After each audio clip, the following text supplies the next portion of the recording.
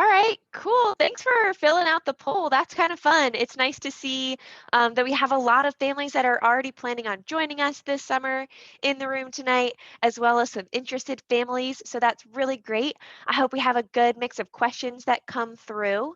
Um, a little bit about me. My name is Virginia Pitler. I'm one of our program coordinators here at Broadreach. I coordinate about half of our land-based programs, and my colleague Patrick, who some of you probably know as well, does the other half of our programs that are land-based.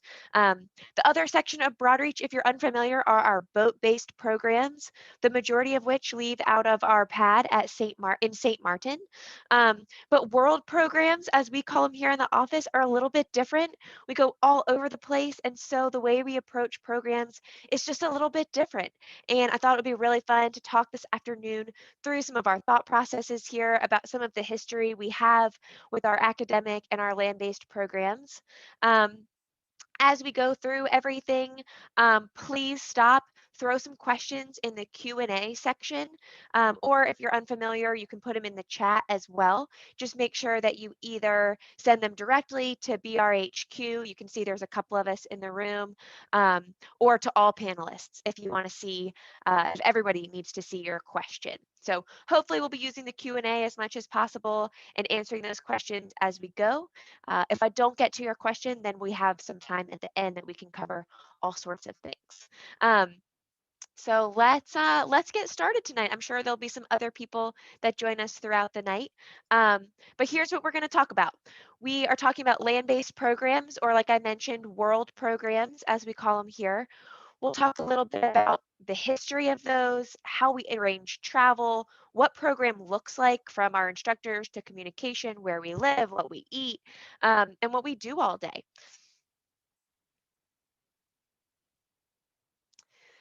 So a little bit about the basics of our academic programs. I keep calling them academic programs. That's because the history of these land-based programs used to be called Broadreach Academic Treks.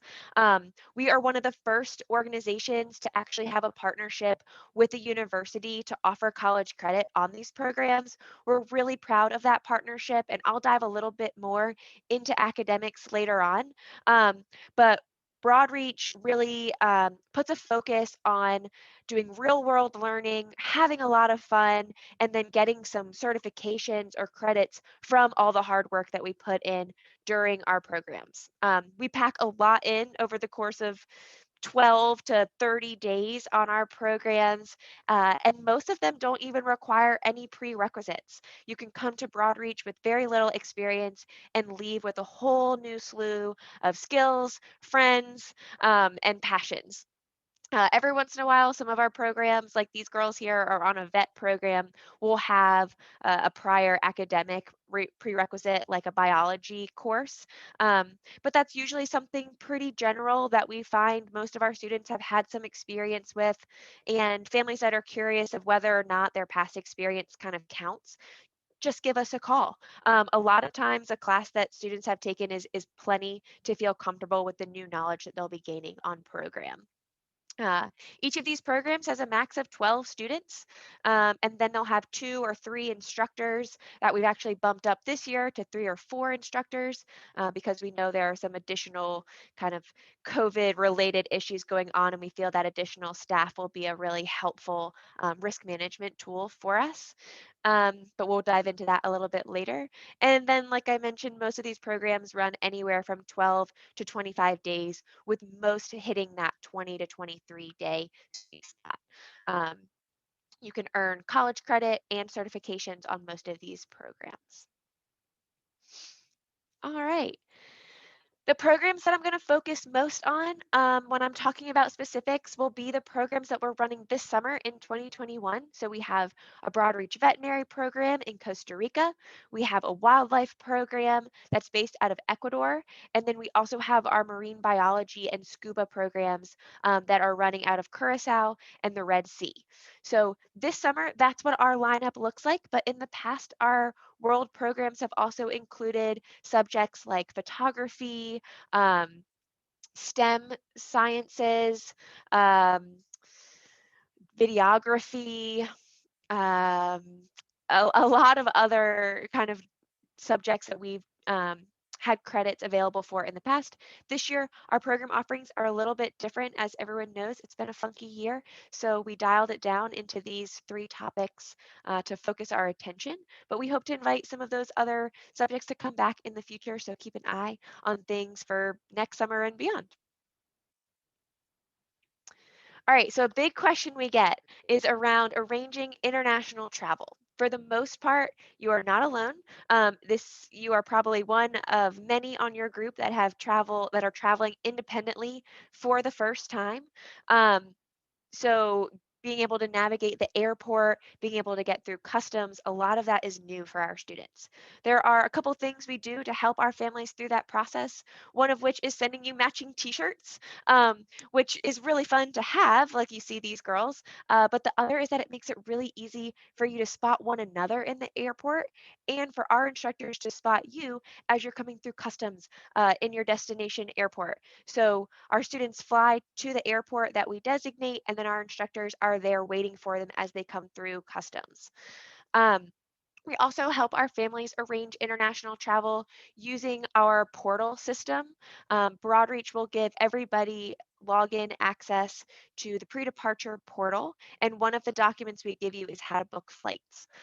This is information that includes gateway cities and recommended flights, as well as links to our partner travel agency. They can help you book your flights. And then you will also give us as you'll one of these items here will also say your travel itinerary, and so you'll upload your itineraries, and that allows us to track students as they're going through connections or departing their home cities, and we can see where everybody is on their trek so that we can meet them at the airport at the appropriate time. um, does anybody have questions? I'll kind of pause for a second about international travel. It's a big question we get here in the office, and we've just kind of greenlit some flights for students. So I'll give everybody a second, throw a question in to Q&A if you have a question about travel.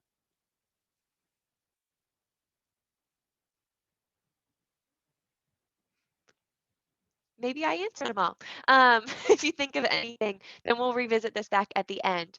Um, But please rest assured that as a student, we've got you. We've got 24/7 support that you can call us and make sure that you are on track and that we'll be there waiting for you. As parents, you can rest assured we'll make sure that we know where your student is, that we are available for you, and that we will help you through the booking process as well. All right, so after you arrive in program in the country, we have our first 48 hours. The first 48 hours are really important on Broadreach. We know that everybody comes from different places. The majority of our students come not knowing anybody else on program, and we think that is awesome. You come without any preconceived notions of who anybody on your trip is, and you really get to know one another quickly. Something that's really cool about these programs is that there is a reason that you and everybody else there signed up for it. It's a shared passion and interest, and so you have something in common with everybody around you already. And we build on that by doing a lot of program orientations, playing games. We typically have some kind of like adventure that we get to go on together before we really dive into the meat of the program. Those shared experiences do a lot to build group dynamics, and our instructors know how important group dynamics are to a successful program. Like in Costa Rica, during the first 2 days, we go like whitewater rafting and zip lining. Um, when we are in Ecuador, we're going on backpacking trips. When we are in Curacao, we are at a research station and we do like beach activities. It's always a lot of fun to be like right at our home and doing these activities on the beach and getting to know our gear. Uh, so those first 48 hours is all about getting to know one another and building that group identity so that the rest of the month, the rest of the couple weeks goes really smoothly and that you have a strong base to go off of. Um, Great. Okay, so one of the people that you're going to be interacting with during those first 48 hours and that will be helping facilitate those first important days and the rest of the program are your instructors. Broadreach instructors are just some of my most favorite people. They are so fun and exciting to be around. They have a real passion for what they're doing.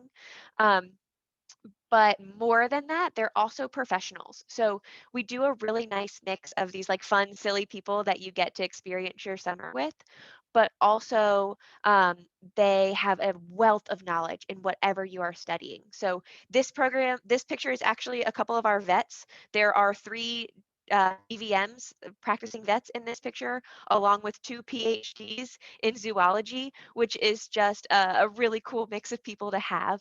Um, our diving programs are similar. We have marine biologists with advanced degrees. We have experienced lifelong dive masters that are doing our courses. Um, so we have our instructors held to a really high standard of what kind of program they deliver. In order to be considered the academic instructor on the program, they do have to have an advanced degree. And then our instructors that do not lead the academics either have an advanced first aid certification, typically a wilderness first responder certification, which is over 80 hours of training in first aid so that they can respond to any medical needs on program, as well as having a wealth of knowledge in group development and international programming. So they handle all the logistics. We travel like a little family, and so your instructors are the people that you can go to for anything. Academics, health, need a break, need a friend, they're there for the group the whole time. Um, I got a question, great question. Will kids have their destination counselor's phone number or WhatsApp just in case? Once they arrive, students are given what we call a contact card, which has their Broadreach instructor's local phone number on it so that they keep that with them. I've found that most students like keep that card with them all the time in what something that they know they'll have on them in case they ever do need to get with their instructor, get in touch with their instructor while on program. Which is a pretty rare case since we travel pretty much all together all the time. But as far as travel day goes, they won't have their instructor's phone number. They'll have the Broadreach headquarters phone number. We can often respond to whatever needs that they need a little bit better, being based in the US and having access to calling airlines, parents, and things like that. We can handle that a little bit better from our own home office. So we're your go-to person for travel day, and then they will be your go-to person while on program. That contact card also has the Broadreach office phone number on it, so students on program can also call us if they were to need anything. Um, I hope that answers your question, Julie and Ava, but let me know if it doesn't. Um, our instructors just facilitate a really wonderful experience, and we have over 50% tend to be alumni instructors, so they have a lot of experience not only leading programs but leading Broadreach programs, which just makes them a lot of fun to have around. Communication, which we just kind of dove into a little bit. Having Broadreach instructors have a phone that works both locally and internationally so that they can call anybody that they need to for their program logistics, but also can call the Broadreach headquarters office. They'll check in with us every day that they can. Every once in a while, we have like a more rustic destination, and so there's less cell phone service, and we rely on like a satellite phone in emergencies only kind of a deal. Um, but for the most part, our instructors are able to call us every day. Um, and then parents can also call the Broadreach headquarters office whenever they need us. We're on call 24/7 when there's students in the field. And it's easiest to get in touch with us, and then we can relay any information that's necessary to those instructors in the field at appropriate times. As far as student communication goes, we totally understand that students feel comfortable traveling with their cell phones, especially on those flying days. And also that cell phones are just so much more than phones these days. They're your camera, they're your music player, they're often the books that you're reading, right? So we do not collect cell phones on program. What we do is we collect SIM cards. On the first night of program, the Broadreach instructors will have a one-on-one conversation with each student, and they will collect the students' SIM cards at that time. We put them in a little baggie with their name on it and collect it. At the same time, we'll collect like controlled medications or anything valuable that the students want us to hold on to. And the instructors hold on to those. If a student wants to call home, it's dad's birthday or there's something special going on, or they want to call home and check in, uh, all they have to do is ask their Broadreach instructor, say, "Hey, Virginia, I really wanted to call home this afternoon. can we make that happen? The instructor will say, yep, let me give you your cell phone after dinner, or your SIM card after dinner, and we'll make sure that we get you logged in. Um, that said, if you don't have an international calling plan, that's totally fine. Students often use Broadreach cell phones. They can call over Skype or Wi-Fi, depending on what's available in country, to call their families whenever they deem it an appropriate time. And then we also try to schedule some call home days, typically on weekends, to try to catch families and give them a little update about how their students are doing. Um, Along those lines, every day there is an update that's coming from the group via a trip update. It's a blog that the group will keep. Uh, so there's a leader of the day, which we'll dive into a little bit more, but they will write up all about what the group experienced, where they went, what they did, what they learned, and post that to the Broadreach website. That you'll be invited to, and you'll get an email as a parent or a subscriber that says a new update has been posted. And along with those posts, there'll be photos so you can see your students enjoying themselves and seeing what they're up to, and a little bit of a visual representation of what's going on in that trip update. So even though there's not maybe quite as much back and forth texting and communication as we're used to in our day-to-day lives, we still feel connected to the experience if we're not on it. We really appreciate the fact that these types of opportunities allow students to disconnect from their world back home and connect to a new group and a new environment. Um, make sure I'm covering everything. Anybody have questions about communication, cell phones, trip updates, things like that?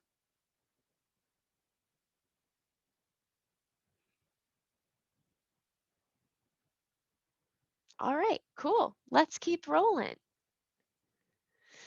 Accommodations. Families often ask, where is my kid going to be sleeping? What are they going to be staying in?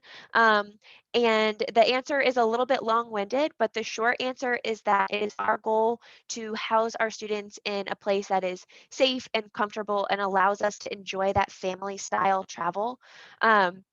So yes, occasionally our students will sleep in hammocks, but for the most part, we just stay in places that have places to hang out, like this. You might be in a research station, which often means that we'll take over like the whole floor of a research station so that we can have our group dynamics going on there, and that students can walk from room to room during their downtime. And there's often a kitchen there where we'll prepare some of our meals, but there might be some other people like on other floors or sharing like some of those facilities. When we can, we stay at guest houses that are small and family run, where we take up pretty much the whole thing. You know, if we're a group of 15 people, they only have a capacity for 15 to 20 people, which is really nice. It allows us to get to know the people running the guest house. It allows us to set our own schedule so that we can arrange for a breakfast at the appropriate time, or that we can use the dining room as our classroom, or that we can sit around the pool and do our lessons and not be a disturbance to anybody else. So when Patrick and I and the other program coordinators are considering places to stay, those are the things we're thinking about. Like, can we be here? Can we be ourselves? Will we have opportunities to interact as a big group? Are students going to be comfortable in these rooms? Things like that. When students share rooms, which is on most programs, they'll share rooms with students of the same gender, and then be separated by gender. And they often will have a bathroom that's attached to that bedroom, or there'll be a hall style bathroom where we will designate like a hall style bathroom for girls and a hall bathroom for guys, to help keep some of that separation. Instructors stay in the same space, so they're often just like right in the middle of the hallway, or they're on the same floor. And we organize it so that all of our rooms are close to one another, so that we can again have that family atmosphere of traveling together. Um, we're really intentional about where we stay and what types of facilities we have. Sometimes that means air conditioning. Sometimes that means screened in windows and fans. Um, Everywhere we go is a little bit different. And on a program like Costa Rica or Ecuador, we move really frequently. So every 3 to 5 days, we're switching up our accommodations, which also allows us the opportunity to switch up who our roommates are, which is really fun because you get to know somebody a little bit better when you're sharing that space. So there's opportunities to kind of develop different relationships with students within the group. For the most part, students stay in their individual beds, um, and then sharing their bathrooms and things of that sort. Um, we like to have some flexibility when it comes to our accommodations. Um, Trying to think if there's anything else. Anybody else curious about our accommodation choices that we make on program?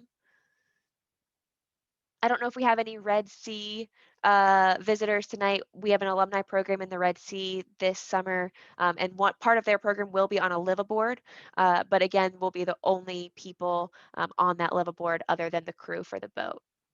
Laundry, good question. Our packing list is awesome. So students that are enrolled in our programs will be familiar with the fact that we send out a packing list for all students, and it should have everything that you need for a program. Sometimes it surprises people that will say you only need 3 to 5 shirts for 22 days, and that's often because we have the opportunity for laundry. It's a little bit different on every program, so sometimes instructors will kind of collect everybody's nastiest stuff that really needs a good wash, and we'll go to either a laundromat or we'll pay for the facilities, the accommodations that we're staying at, if they have facilities where we can do laundry, they can help us out, and we'll help pay for that. Um, and then also we recommend that students bring some kind of biodegradable soap. My personal favorite is Dr. Bronner's because it can be used for literally everything. But that way you can hand wash anything that's just like really needs a good washing for the day, and we'll air dry it out. So a lot of times that's things like your socks or the shirt that you like to wear the most, you'll do a quick load of hand wash laundry as well. So a little bit of mix for those things, which is why it's really important to follow those recommendations of like quick dry clothing, or synthetic fabrics that don't hold a stink quite as much. Those are really important, especially in these wetter locations. Other accommodations questions? Cool. Food. This goes along with our accommodations because often we have the opportunity to eat many of our meals at our accommodations.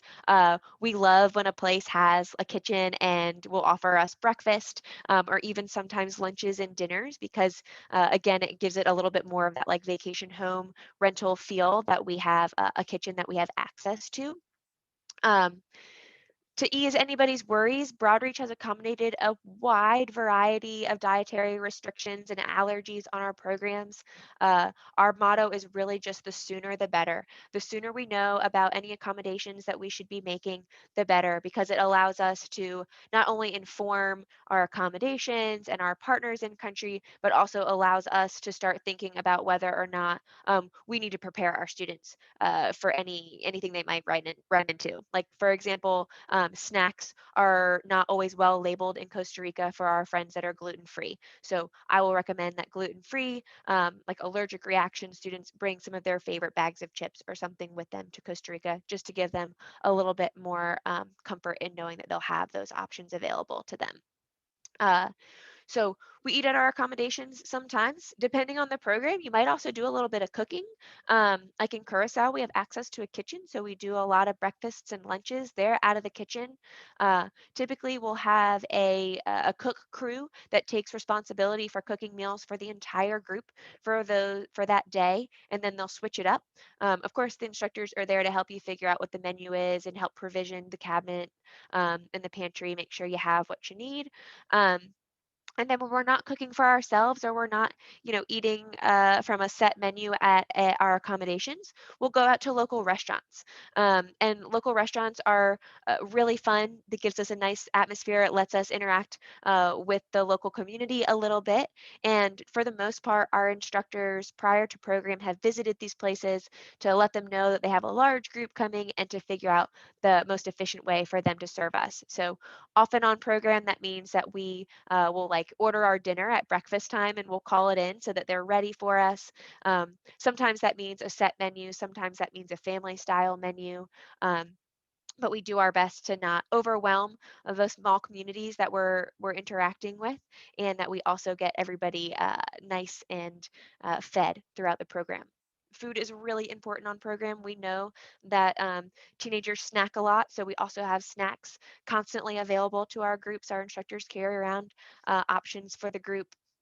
And we want to make sure that everybody is not no one's going hungry on our adventures. So we'll do what we can to accommodate the needs that we have within our certain groups.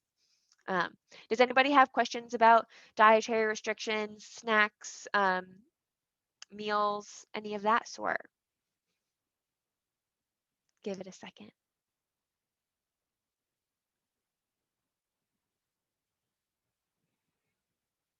Cool. Again, the only thing that I would stress about food is that if you do have restrictions or requirements or requests even, then the best thing to do is put that on your application. There's a place to do that when you enroll. If you're already enrolled, there's a place to do that in your portal. It helps us a lot down the line. All right, so what do we actually do on program? We know where we're sleeping, we know what we're eating, we know who's there. So what are we actually doing? We're having a lot of fun. We're doing our academics, and then we also have portions of applied learning. We do a really good mix of all of these activities, and you might not even know which is which once you're on program. Um, we mix it all together. We're really intentional about the way that we have our programs flow. Like I mentioned, we have some of those exciting activities at the beginning, can help build those group dynamics. Then we get a little bit more into the nitty gritty of those academics, applying what we're learning and giving back to the communities that are so gracious to host us. Um, Throughout the program, we start to release a little bit more responsibility every day to the group as well. So at the beginning, it looks a little bit more structured, and as we get towards the end, students are taking a lot of responsibility. In Curacao, that looks like students getting to know the dive sites and choosing the dive sites that the group goes to. In Costa Rica, that looks a lot like creating their own groups for contributing to the surgeries at our vet clinic. In Ecuador, um, we're in the Galapagos, and so we're still pretty much hanging out as a group. But there are always opportunities for the group to take control over where they're eating, what they're doing, and what we're focusing on for the day. Uh, there's fun built in, and depending on how into the subject area you are, you probably don't know the difference between the fun and the academics. Um, in Curacao, this student is actually doing a service project, but they're also working on their scuba diving skills and their scuba diving. So they're having a blast, of course, but they're working on coral restoration. So that's all three things rolled into one. This student down at the bottom is doing some population surveys in Ecuador. So applying what they've learned about different species. They're on an awesome hike in the Amazon rainforest, but then they're also going to contribute to population surveys that the organization that we work with is asking for help with. So lots of different opportunities to do a little bit of everything at the same time. Our service opportunities, you will get a community service letter at the conclusion of your program that details what you did, where you did it, and how many hours you earned. Sometimes our students are surprised. They're like, oh, I didn't realize I was doing service. I thought I was just learning, or I thought I was just having a really good time, but turns out I was actually contributing to the community as well. And we love those kinds of comments for students to be surprised at how much they've contributed to their program. Um, Additionally, the majority of the programs that we have, with the exception of the Red Sea program that is working on advanced scuba certifications, there is an academic component to our land-based programs, and they are all available for 2 to 3 credits, college credits from Lesley University. So even though you're probably high school students, there are college credits available, which is really awesome, and it's really unique the way that you earn these credits from Broadreach. It is not a general international ed credit. It is in the subject area. So for Costa Rica and Ecuador, those are natural science credits. Um, and they go through Lesley University's registrar just as if you had taken those classes on campus. The university that you choose to go to after high school will see no difference between the credits you earned while on your Broadreach program and if you had decided to do your freshman year at Lesley University. It's a small liberal arts school in Massachusetts that we've developed this relationship with. So that said, you're actually taking a college course. And while everything is really hands-on and super integrated into the full time that you're on program, there are also some assignments. Most students will do journaling on program, which tend to be reflective and application of what you've learned throughout the day or the past couple of days. There's also a midterm and a final. Our instructors do an excellent job of preparing students for all of the academic components. And you also live with your instructors, they're there 24/7. So if you have questions or something's not clear, or you're nervous about a certain topic, they're always there. Sit next to them at dinner and say, I really didn't understand this. Can you help us out? um, and your instructor will be there to help you. They also have opportunities to like rewrite a journal or something if that's not your strong suit, so that you can bump your grade up. Have a question about what the credits for Curacao are. I believe they're in natural science, but they might be in, which is like a general umbrella, which marine biology falls under. I'm not sure if Lesley University has a more specific subject, but I believe they're in the sciences of some sort. And Patrick will be able to tell you that as well. Plus, in your portals, if you're already enrolled, there's a syllabus there that you can likely see what your credits are considered under. Um, and actually, that's a really good question, because that makes me think of how when they transfer, depending on your university of choice, they might transfer into that subject field. So you might end up with 3 credits in sciences. You might end up in 3 credits in natural sciences. You might end up with 3 credits in like general ed. So it just depends on how your university takes transfer credit, but it will still transfer the same way as if you had done your courses on campus. Um, a lot of our academics are really fun, and you probably won't realize that you're contributing. The biggest portion of your grade often comes from participation. So if you show up ready and willing to learn, to ask questions, to be there, you're going to do great. Another part of our curriculum, which is built into every day, is peer leadership. This is one of my favorite things that Broadreach does on all of our programs, is our leader of the day model. It gives students the opportunity to step in front of the group and take on a little bit more responsibility, also with the help of their instructors. So our leaders of the day have the opportunity to help control the direction of the day, and also act as that liaison between their group members and their instructors. They'll sit down the night before. They take on the responsibility to talk to their instructors about what's coming up the next day. They might help make decisions about the flow of the day, like what time should the group wake up? Um, do you think we need to have a review session before the midterm? Should we squeeze in like a sunset view on the beach tonight? You get to kind of act as that voice for the group when you step in as leader of the day. And then the next morning, they'll do a briefing for their group. They'll also be that person that the group can go to with questions as the leader, and help control some of the responsibilities for the day. And then at night, they're responsible for writing the trip update that I mentioned earlier. So they're the person that's responsible for letting everybody back home know what the group got up to, what they learned, what they did, and post some photos along with that trip update to keep families informed. We do our best to get every student involved and take on a leader of the day at least once on program. And then depending on the length of the program and the size of the group, there might be opportunities to take on an additional day or two. Um, it's a really fun part of program, and it plays out a little bit differently everywhere that we are, but every student ends up coming away with some hard and soft skills throughout their time with Broadreach.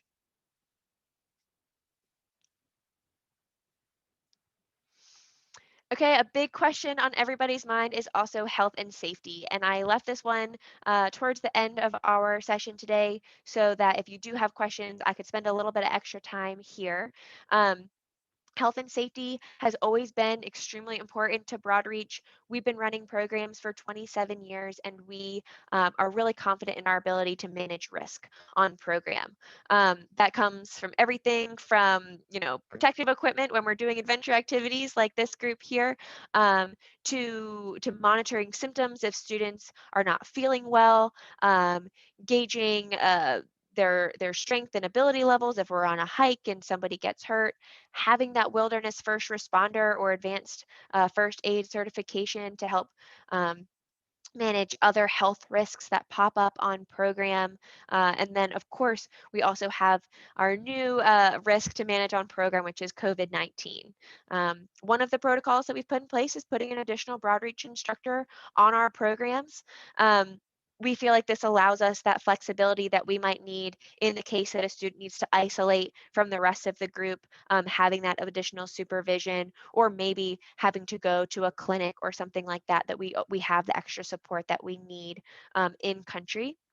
We're also partnering with different health organizations that will allow us to respond to any needs most effectively. And we're posting, I see that one of my Broadreach HQ affiliates here has posted our link to our summer program procedures regarding COVID. The most important thing I think to recognize is that Broadreach is doing everything we can to manage the risk on the front end. We will be following any country protocols that are in place. So for most countries, that looks like a negative COVID test taken within about 3 days of arriving.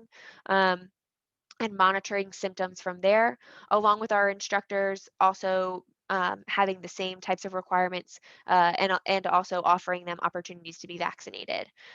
We won't be requiring our students to be vaccinated. We recognize that it'll be available for some students and maybe not others, and so that won't be a requirement for a Broadreach program. But being upfront and truthful about any symptoms that they're experiencing will be required, and we expect our students to manage that risk, take on some of that responsibility themselves.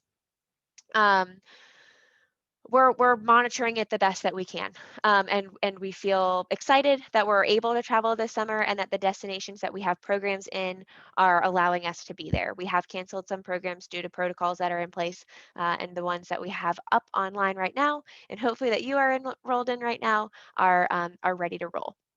There might be some itinerary updates, things that look different from like past years, but for students that haven't been on the program before, you probably won't notice a difference. We still feel like our Broadreach motto, all of our principles, all of our goals can still be met with the itineraries that we have planned for this summer. And those updated itineraries are posted in your portals as well. Um, so I'm gonna kind of stop jabbering at you for now, but I would love to answer any questions that you all have for me about your specific program. I will do my best to answer them, or general Broadreach questions. I would also love to answer those. So I'm going to stick around for another at least 10 minutes here. If you got your questions answered, then thank you so much for coming, and I really hope to hear from you soon. If you are not yet enrolled, shoot us an email, set up a call. I have those links down there at the bottom for you. And I hope to hear from you soon. Thanks. I've got a question about dress code. How strict is the dress code for girls wearing shorts in Ecuador? Joyce, this is an awesome question because it also pertains to our friends that are headed to Costa Rica. Latin and Central and South American countries, excuse me, tend to have a fairly conservative view on dress. And so we recommend that students have longer shorts, or like skirts when they are out in the communities. Um, so the way that I want you to think about it is just being respectful to the communities that we interact with. So there's opportunities when we're not really around the community that your regular shorts that you probably wear around town are fine, but then you'll want to also have options to have with you when we do go into, like when we're in Quito, we want to be showing all of the communities the respect that they deserve. There will be other tourists walking around in less conservative clothing, but at Broadreach, we really want to live that motto of being a traveler as opposed to just a tourist. And so we'll be a little bit more conservative in our dress. My favorite thing to wear, and this is just a personal favorite, I guess, are wearing lightweight travel pants. And I think those are your best bet for Ecuador, or even like a maxi skirt because it's hot, but you also want some protection from the elements. The sun is strong and the bugs are everywhere in the places that we go. So some pants with like elastic at the bottom are actually probably your best bet. But a couple pairs of shorts here and there for when we're in more remote locations, that's fine too. Long-winded answer, but I hope it helps.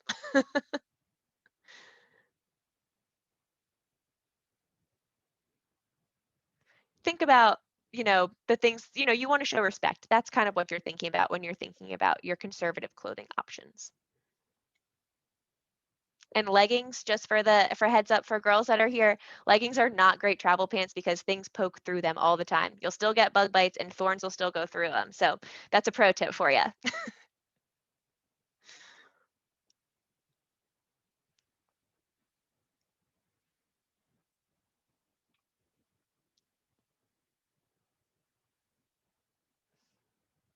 More questions?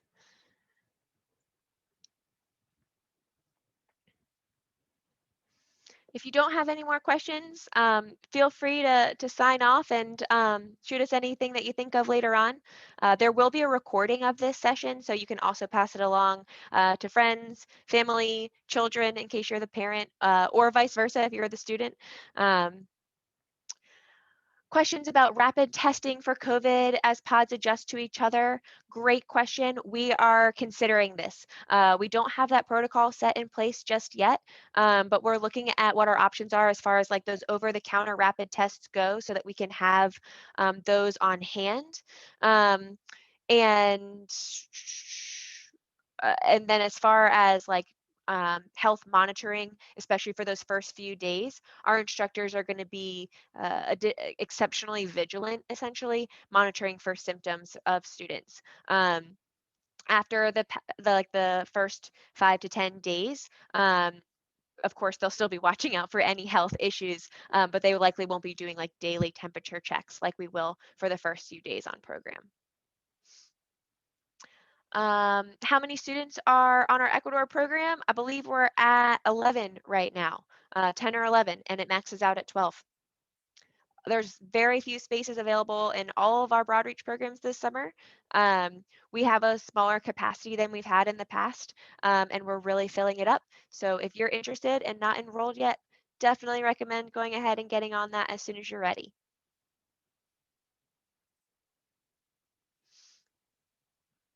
Yeah, we're excited. We're happy to be filling up this year and really excited about all of our students' enthusiasm for traveling with us this year.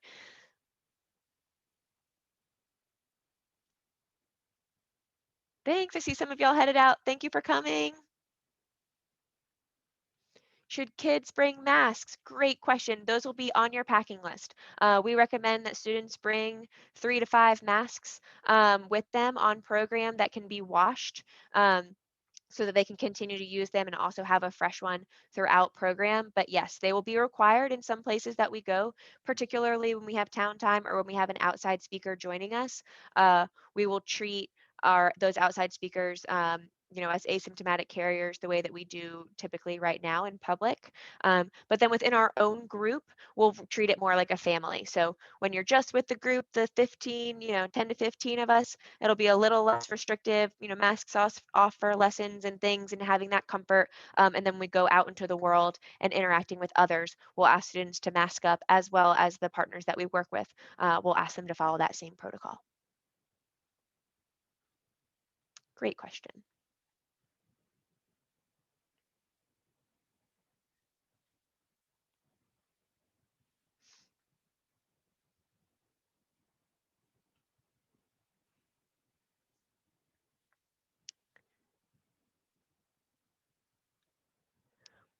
Thanks, everyone. This has been so great. I'm going to sign off. But if you think of anything else that we can do to help you prepare for an awesome summer, shoot us an email or give us a call.